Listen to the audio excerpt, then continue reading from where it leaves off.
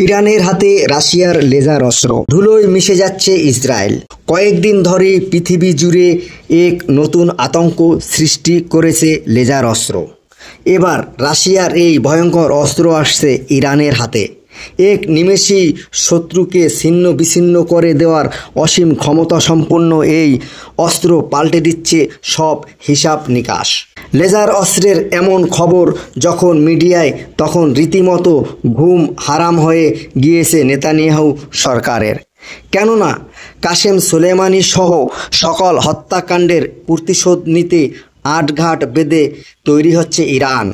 মার্কিন নিষেধাজ্ঞা থাকা সত্ত্বেও সম্প্রতি রাশিয়াকে কয়েক ধাপে অস্ত্র দিয়েছে ইরান। বিধ্বংসী ড্রোনের পর দীর্ঘ ও স্বল্প পাল্লার মিসাইল সরবরাহ করে রাশিয়ার পাশে দাঁড়িয়েছে ইরান। দুঃসময়ে যখন দূরে পুতিনের ঘনিষ্ঠ বন্ধুরা, তখন ইরানের এমন উদারতা শক্তিশালী করেছে রুশ ইরান সম্পর্ককে। তাই ইরানকে যথাসময়ে সঠিক ক্ষেপণাস্ত্র দিচ্ছে রাশিয়া। ইসরায়েলকে ধুলোয় মিশিয়ে দিতে ভয়ঙ্কর লেজার অস্ত্র পাঠাচ্ছেন পুতিন। ইউক্রেনের যুদ্ধে এই লেজার অস্ত্র ব্যবহার করা হয়েছে বলে বিতর্ক সৃষ্টি হয়েছে। 2018 সালে রুশ প্রেসিডেন্ট ভ্লাদিমির পুতিন বেশ কয়েকটি নতুন অস্ত্র অবমুক্তি করেছিলেন। এগুলোর মধ্যে ছিল একটি নতুন আন্তঃদেশীয় ক্ষেপণাস্ত্র, জলের নিচে চলাচল পারমাণবিক ড্রোন, একটি সুপারসনিক অস্ত্র ও একটি নতুন লেজার অস্ত্র।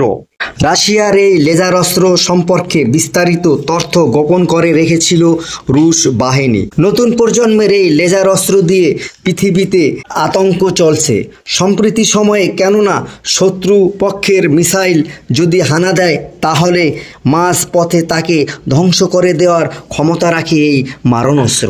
আর এই অস্ত্র এবারে ইরানের হাতে। শত্রুপক্ষের যুদ্ধের বিমান বা ড্রোন ইরানের আকাশে প্রবেশ করে, তাহলে মুহূর্তের মধ্যেই তা ধ্বংস করে দিতে সক্ষম এই লেজার অস্ত্র।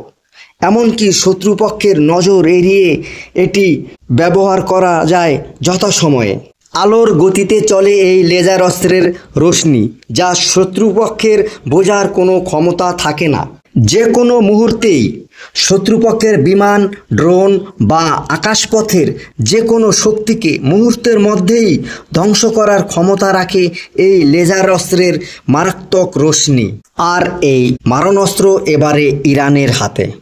এখানে বোঝা যাচ্ছে ইসরায়েলের ঘাঁটিতে শক্তিশালী আয়রন ডোমের চেয়েও রাশিয়ার তৈরি এই মারাত্মক লেজার অস্ত্র। তাই এবার ইরান ভালোভাবে আটঘাট বেঁধে নেমেছে কাসেম সোলেমানি সহ বিভিন্ন হত্যাকাণ্ডের প্রতিশোধ নিতে।